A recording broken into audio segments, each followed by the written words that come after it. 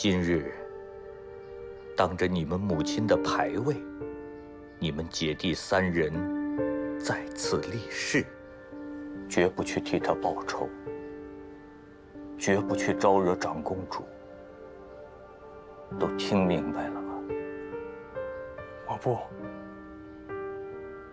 妹妹已经查出，就是长公主指使萧氏害死的母亲。此仇不报，枉为人子。逆子！这儿，你有几斤几两？你拿什么去报仇？父亲，我知道您是为了我们好。长公主权势滔天，您是怕我们斗不过她，丢了性命，对吧？怡儿，你是长姐，且已为人母，最是能体谅此时父亲的心境。今日，倘若是换作嫣嫣出了危险，你会不会拼尽一切去护她周全？为父什么都不求，只求你们姐弟三人能平平安安地度过余生。当年我没能护得住你们母亲，今日我无论如何也不能让你们去以身试险。你先立誓。好，我答应你。姐，从小你就是最听话的孩子，也最让我省心。爹，你若还执意拼着性命去报仇，今日便滚出这个家门，你的名字我也会从族谱中划掉。我江安城就当没生过你这个儿子。爹，你还叫我一声爹，便立刻在此起誓。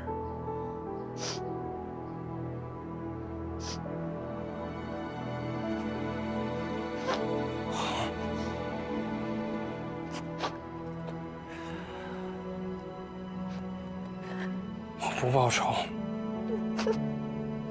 不生事，您满意了吗？你满意了吗？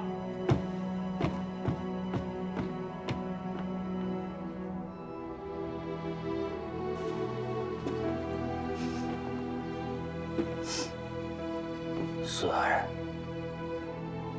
你兄姐都已立誓，你呢？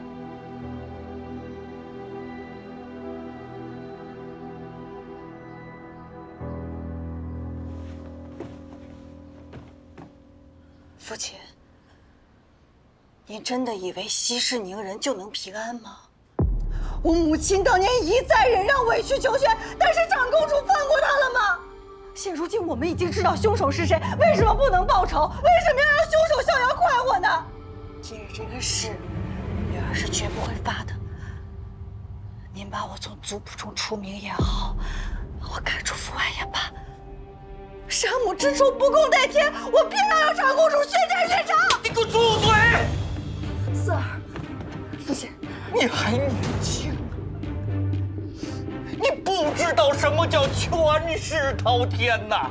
那长公主深受陛下恩宠，一人之下，万人之上，我们如何办得到她呀？匹夫可喊大树，我们都没有尝试，怎么知道不可以呢？你要怎么做？你能怎么做？去告一状吗？你怕是还没敲响的登温鼓，长公主动动手指头就能在你头上安10000个罪名啊？还是说你要去给她下毒，去行刺？你一个手无缚鸡之力的弱女子，如何得逞啊？四儿啊，为父该怎么说你才能作罢呀？父亲，父亲，我已经没了你们的娘了。我不能再没有你们了。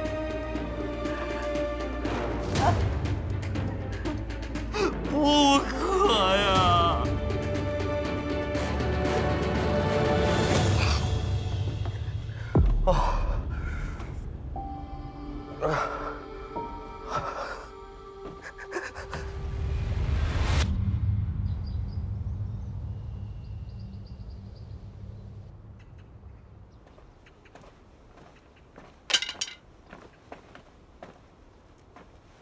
父皇，来，老七，咱们父子俩比试比试。好啊。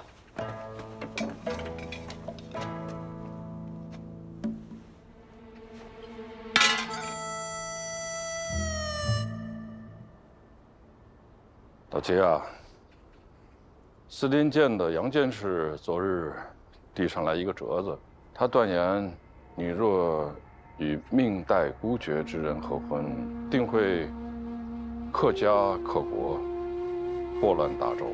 父皇信吗？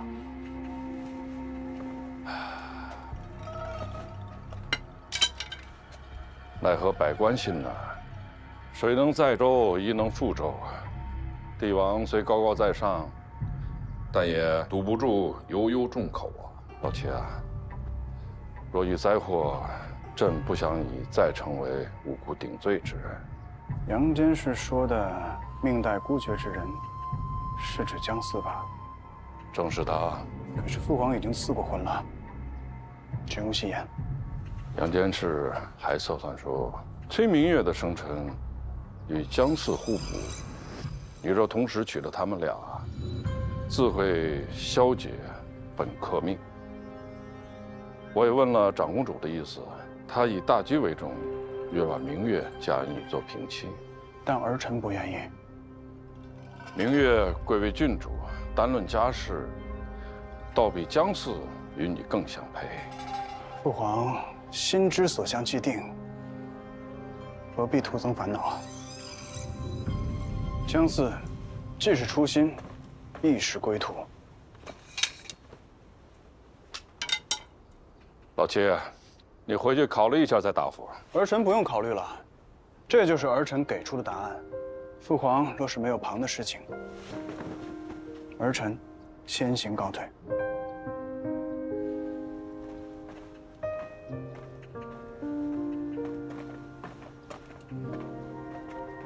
若是其他皇子得朕恩赐，能同时迎娶2个妃子，怕是笑的谢恩还来不及。真是不识好歹的顽石啊！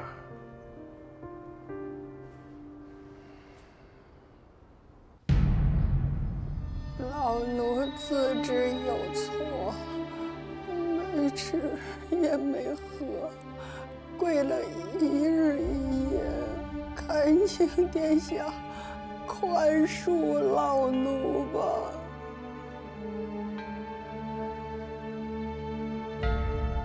您要是有孕哭症，需要老奴夜夜把您抱在怀里哄着。您3岁前，老奴就没睡过1个整觉，自此就落下了贪睡的病根儿。如今老奴年老了，他们又敲锣又打鼓，不让老奴睡觉，老奴熬不下去，所以才说漏了嘴了。本宫这些年待你如何？这公主府多少人都说你邪恩自重，本宫都睁只眼闭只眼，你竟敢背叛本宫！殿下息怒，老奴只是说了苏克他如何的水性杨花，勾引男人，把他毒死了，那也是他罪有应得。那南屋的事儿呢？那老奴1个字都不肯说。殿下，臣有事禀报。进来。殿下，燕王拒绝了京上的赐婚，不愿娶明月郡主为妻。本宫最欣赏这等痴情人，岂能让他们如了愿？既然姜四不肯像苏柯那样乖乖的被毒死，那我们就换个法子。是，殿下。昨日燕王出宫后，还去找了当年司天监的2位大人。还好我们提前处理了那2个祸患。殿下深谋远虑。是不是你说了什么？否则，他怎么会去连夜追问？老奴跟他的侍卫一不小心就说了20年前都是老奴犯了错误啊！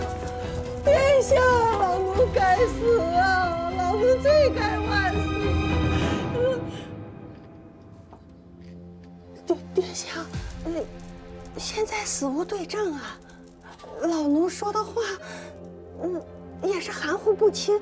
燕王他找不着证据啊，他们不敢去金上那儿去告您的状的。哼，笑话！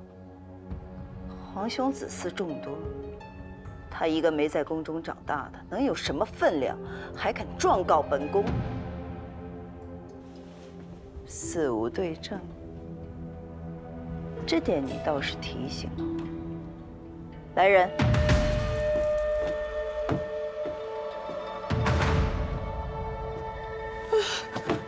怎么，本宫赐你的茶，你不想喝啊？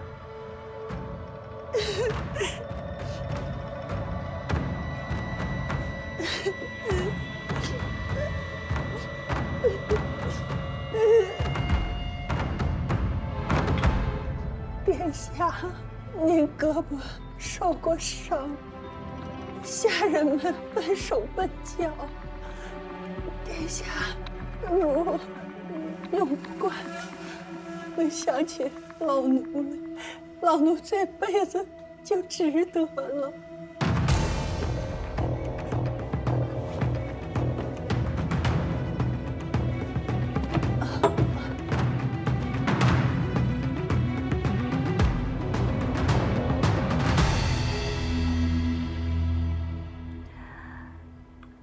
嬷嬷说的这是什么话？嬷嬷是我乳母，本宫自会多给你个机会。若是昨日你铁了心认定本宫会杀了你而不肯跟着回来，那本宫便真的会让你死无对证。这杯茶是赏也是罚，若再有瑕疵，本宫便是再行软，也绝不饶你。老奴谢殿下不杀之恩。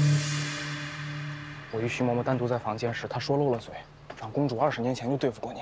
20年前，那就是司天监测我不祥之命，和长公主有关。对了，头，今日还收到一封来自灵水萧大人的信。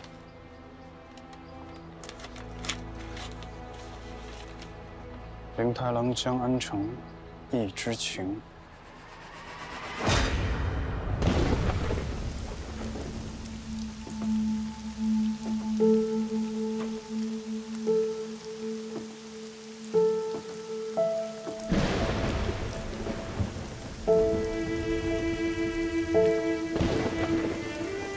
父亲，您真的以为息事宁人就能平安吗？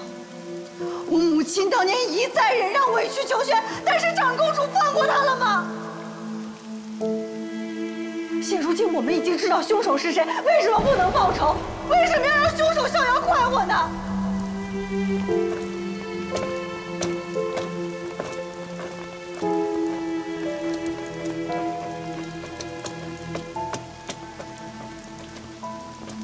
殿下，伯父深夜唤我前来，所谓何事？殿下请坐。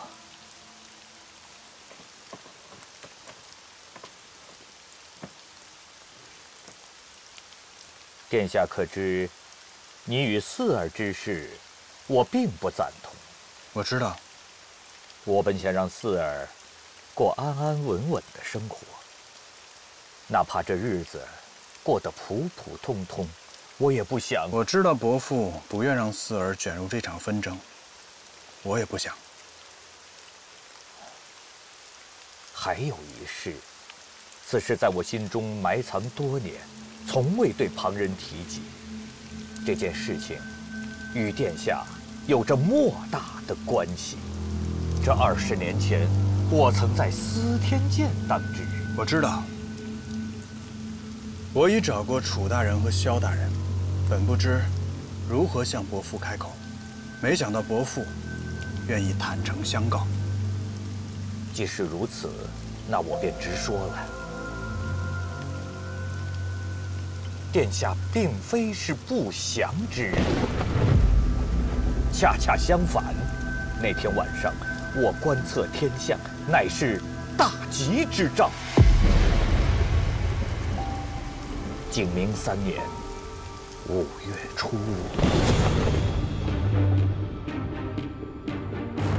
江大人，今晚天象有异，杨剑士命我们替你当值，快下来吧。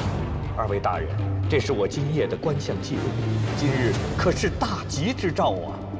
这时辰还未到啊，江大人当值辛苦了，还请早点回去歇息吧。好，那下官就先行告退了。萧大人，长公主为什么要污蔑一个刚出生的小皇子呢？你知道南疆最近发生了什么？南乌突袭边境，守军遭遇有史以来最惨的败仗。可是这和这个小皇子有什么关系啊？守军的将领是崔旭，长公主的驸马，而且贤妃马上要晋升贤贵妃，长公主怎么能容忍这样的事情发生呢？七皇子不祥，既可以打击贤妃，又救了崔旭，一石二鸟啊！我是真没想到，这长公主为了替崔旭脱罪，为了阻挠贤妃晋升，竟如此轻而易举就改变了我的命运。此事乃是我对不住殿下，只因当年我不敢与长公主为敌，守着这个秘密，连句公道话也不敢讲出口。如今退无可退，当年他们杀我妻子，如今又来害四儿。伯父，四儿也一定不想让你卷入这场纷争。长公主的罪证，我自己去找。殿下，你出生那年的吉凶录，便可作为罪证。虽说我当年怕惹祸上身，但也不希望这真相就此掩埋。原来这就是父亲阻止我和于妻在一起的原因。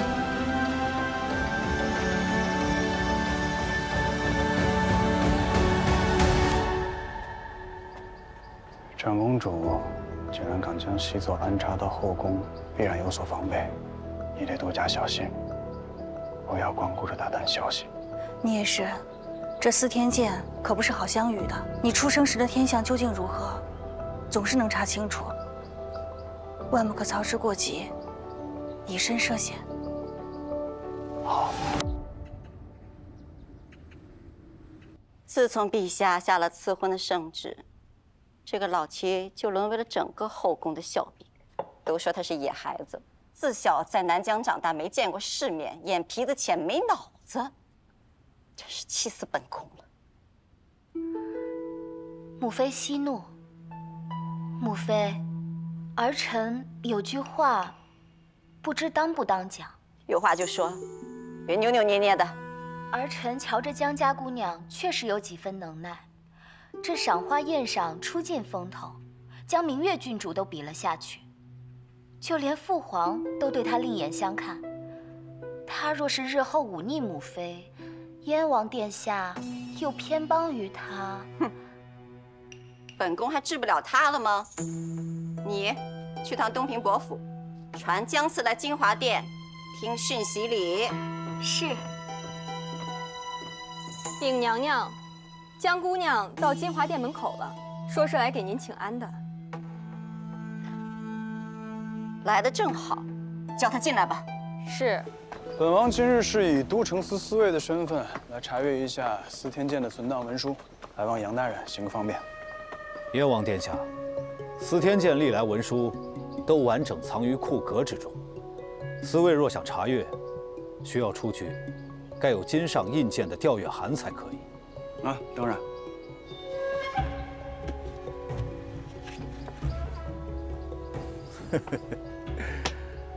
我要是没记错的话，这应该是你上次和甄大人调查秋烈遇刺一案的调阅函吧？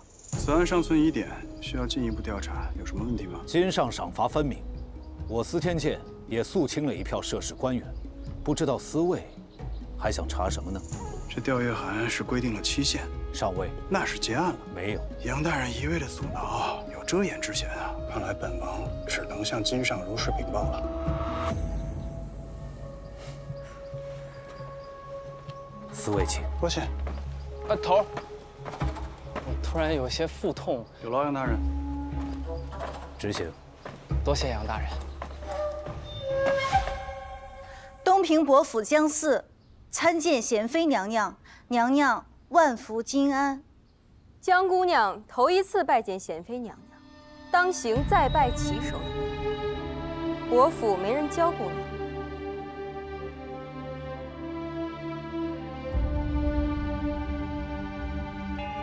是江寺疏忽了。参见贤妃娘娘，娘娘万福金安。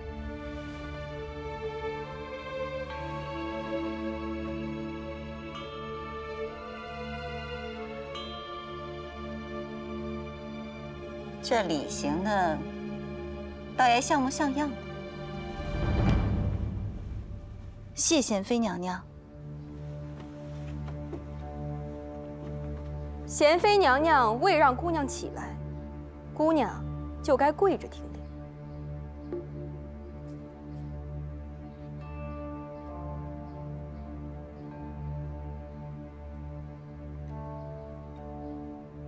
是。本宫听闻你母亲出身商户，东平伯府门第是低了些，可祖上也曾光鲜过，是有爵位在身的，怎的就让你母亲入了门？或者说，你这攀高枝的手段，是你母亲亲授的？贤妃娘娘明鉴，江寺刚一出生，母亲便过世了。江寺虽然无福，与母亲朝夕相处，却从旁人的口中知晓，母亲性情高洁，自尊自爱，是江寺心中的榜样。可要比那些明明在世，却生而不养，养而不教的母亲，要好上许多。大胆江寺，竟敢含沙射影骂本宫！来人，张罪！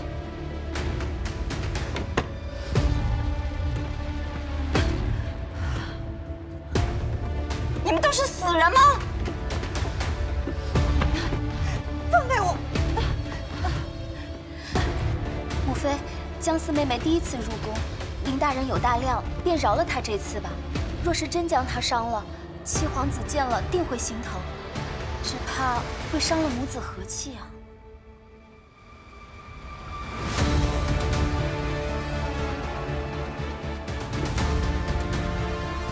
给我打！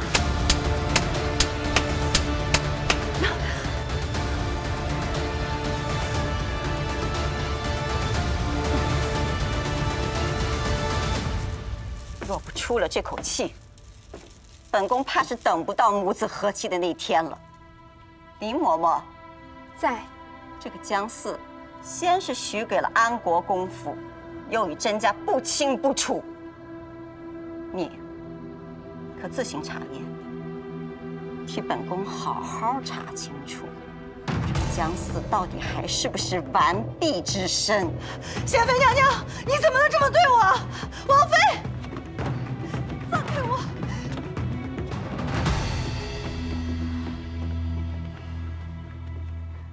母妃，您消消气。江母早逝，你为什么不早说？你是想故意给江寺机会讥讽本宫吗？多怪儿臣没打探清楚。放开我！放开我！把他的嘴给本宫堵上！谁敢碰我，燕王是不会放过你们的。姑娘难道已失了清白之身，害怕被验出来？因此自强为止。给我上！不许过来！让他们出去！让他们出去！退下！林嬷嬷，先别着急验身，感觉一下你手上的伤口，是不是很疼？而且开始慢慢的变痒。你对我做了什么？想必林嬷嬷也有所耳闻，在那赏花宴上，我既能识破无痕草，又能让花苞瞬间开放。那我给这花瓶的碎片上抹点毒，又算得了什么呢？你想诓骗我？诓骗你，你爱信不信。等到日落之前，如果你还没有解药，那今夜你就会七窍流血而死，而且死相会很难看的。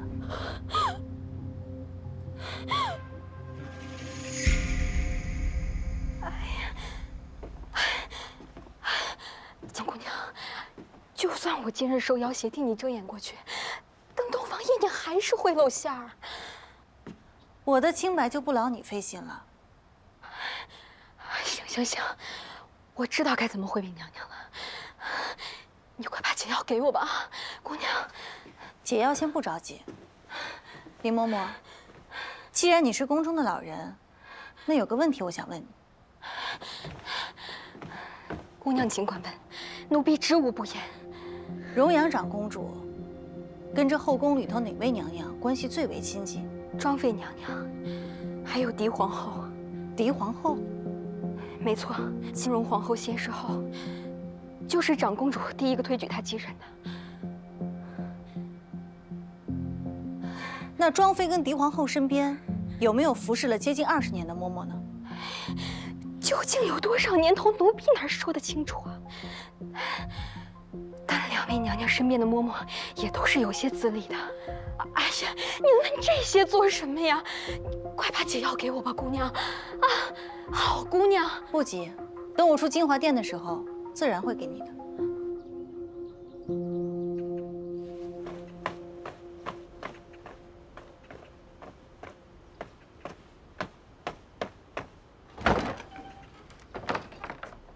母亲，倩儿，母亲，倩儿，倩儿，母亲还以为再也见不到你了呢。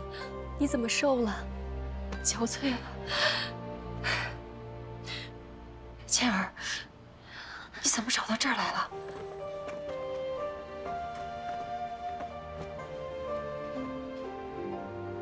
母亲，你怎么那么傻，要做下毒这种事情？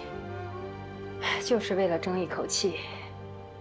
当年你大伯母处处压我一头，你祖母又明里暗里让我与他争，我也是没有办法。如今江四又被燕王选上，马上要嫁入宫中。如果她真的嫁了过去，那咱们二房还有什么活路？所以母亲，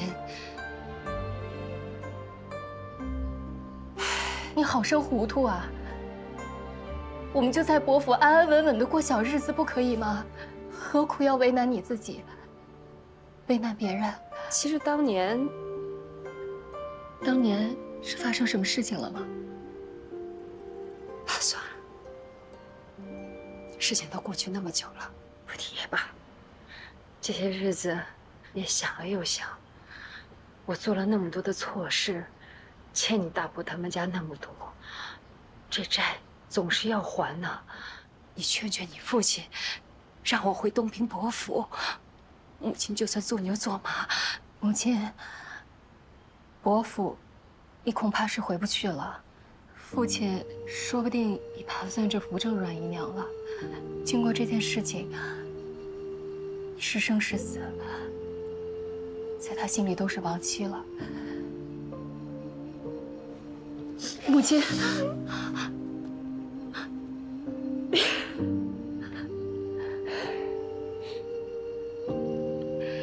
可是我在这世上，除了东平伯府，我还能去哪里呀？你还有我呀，母亲。以后，倩儿为你遮风挡雨，不需要别人，我们也可以有自己的家。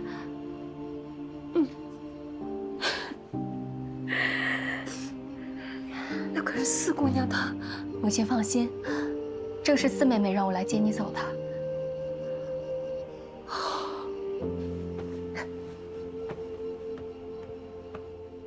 这宫中流言纷纷，都说你魅惑主上，没成想啊，倒是个完璧之身啊。江思也没想到，娴妃娘娘会受流言左右。哼，我看你是态度，还是不服。娘娘骂也骂了，验也验了，江思可以回去了吗？你当我这金华殿是什么地方？你想来就来，想走就走。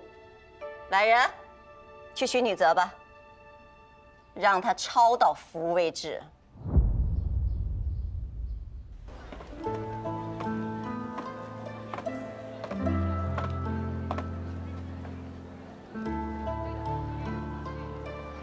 这个家里的上上下下，有谁正眼看过我呀？我是谁？我有我的名字吗？我是你们手里的棋子啊！我只能靠我自己去争，我只能靠我自己去抢，我才能得到在这府上的地位。我也没有杀人之心呐，我也是被人骗了。浩浩阴阳矣，年命如朝露。真没想到，最恨我的人，给了我这条命，还给了咱母女的安身之处。母亲，咱们记得这份心意便好。若四妹妹以后有需要咱们帮助的地方，咱们第一时间会来帮她。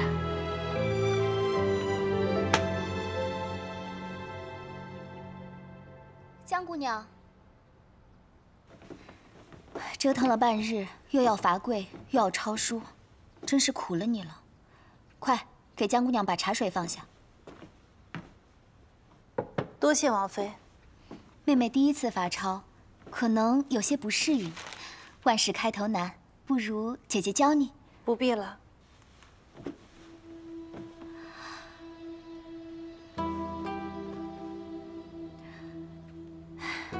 我当年第一次拜见母妃，也经历过这些。没出嫁前，我也是父母的掌上明珠，他们事事宠着我，哄着我，哪里受过这样大的委屈？我回到家便哭了3日。如今也盼着有一天能熬成婆母。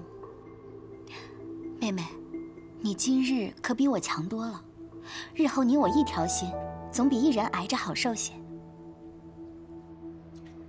齐王妃有所不知，我母亲去世的早，这伯府里头一直都是婶婶当家。我婶婶这个人可真是有趣，明明很吝啬，却非要证明自己很大方。难得送给我们1匹布、1斤炭，也要逢人便说，恨不得让整个临安城都要知道。你这是什么意思啊？是怪我方才没有帮你？帮人是情分，不帮才是本分。江思感念王妃送来的茶水，也感谢王妃在娴妃娘娘面前替我说话。但是江思在这伯府里头，整日跟那人前人后两副面皮的婶婶打交道，自然也是分辨得出虚情和假意。娴妃娘娘是明着羞辱我，可王妃也未必真瞧得上我。王妃邀我赴宴，给我安排的是最末席，替我求情，也不过就是装装样子。您这些从指缝里溜出来的善意，跟我婶婶送的那批布、那斤炭，可没什么区别。可王妃要用这些，想换取我的真心，未免也有些好笑了。妹妹，你误会我了。王妃刚才不是说了吗？现在有2个媳妇，以后这些苦可不能你一个人担着。那眼下的情形，是否让你如愿了呢？可谁能想到母妃她会发这么大？王妃不必解释了。以后如果你不算计我，我也不会招惹你的。王妃，请回吧。妹妹慢慢吵。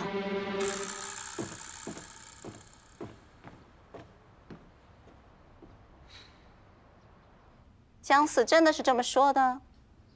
是，奴婢刚刚站在门口，听得真切。这姜四的小嘴到底是怎么长的？他认识张儿媳妇才几日，竟把本宫憋了多年的心里话，竹筒倒豆子一般全都说了出来。张儿媳妇惯是会装的，当年她就站在那里。本宫训话头也不敢抬，我还以为是个好拿捏的，可一回府，他就让老太师在陛下面前把本宫告了，让本宫落下了一个刻薄媳妇的骂名。他既说本宫刻薄，那就随了他的意吧。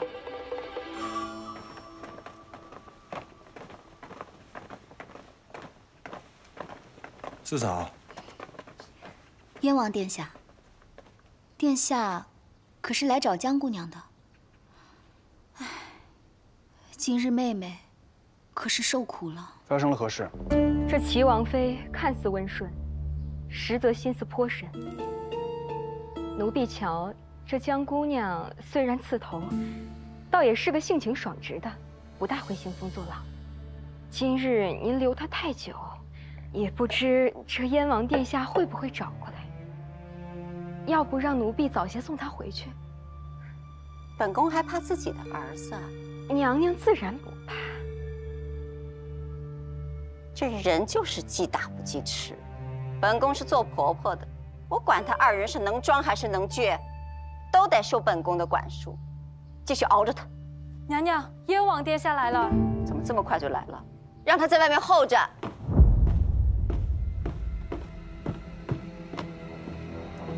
贤妃娘娘，姜四呢？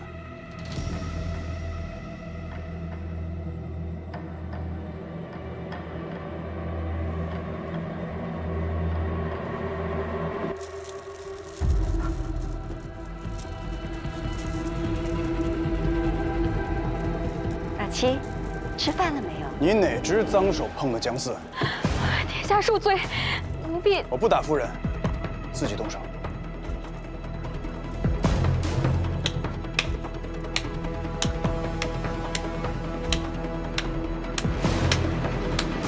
够了！于嬷嬷也是听本宫的命令行事，难道你还要打母妃不成？哪有婆母不规训媳妇的？太后也是这么调教本宫的，本宫也是这么调教你四哥的媳妇的。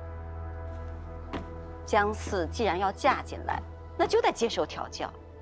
说到底啊，母妃还不都是为了你好啊？别再说为了我，弃养我也是为了我妈。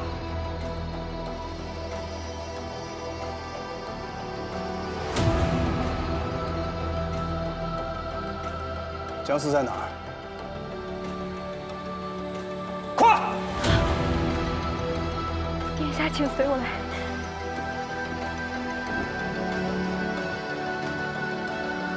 这个世上，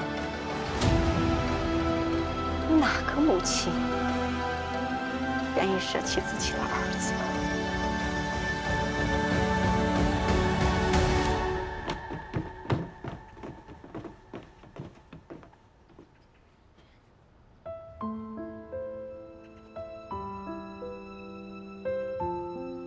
出去，龙丹，你也出去。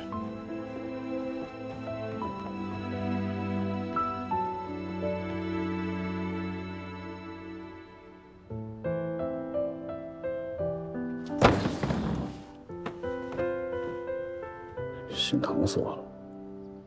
你怎么来的这么快呀？都顺利吗？这破地方，以后再也不来了。听你的，以后不来了。啊，你母妃，贤妃。贤妃，咱们今日拜见过贤妃，明日再去拜见皇后，就不会有人怀疑我们了，对不对？对了，我听说长公主跟皇后的关系特别亲近，就连她当上皇后也是长公主推举的，所以你说他们俩有没有可能是一伙的？若是如此的话，那长公主把南无细作安插到长宁宫，也就说得通了。对了，你去司天监怎么样？有没有找到父亲藏的那本吉凶录啊？气得我正事都完了。景明3年5月初5，北辰星耀，瑞气腾腾，乃大吉之兆。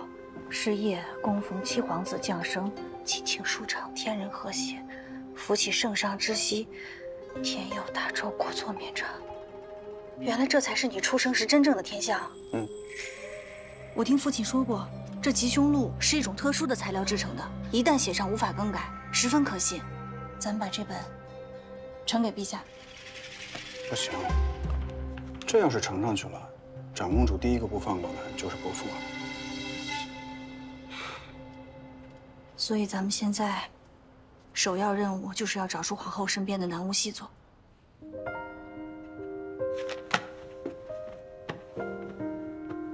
全大洲最漂亮的领带，差点就给打坏了。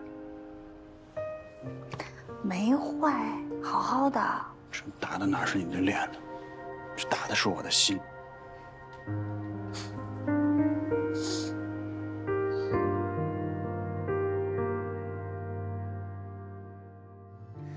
辗转多少千万丈的红尘，清风徐来，几阵心也敢爱敢恨。问朝夕可曾见微光落地生根？奔波你我之间，开出天地情深。相识一笑望余生，千帆过尽是我们。若影随形，也感同永忘的心声。相逢一诺望余生，缘分眷留着青春。光阴似镜，与你同赴烟火。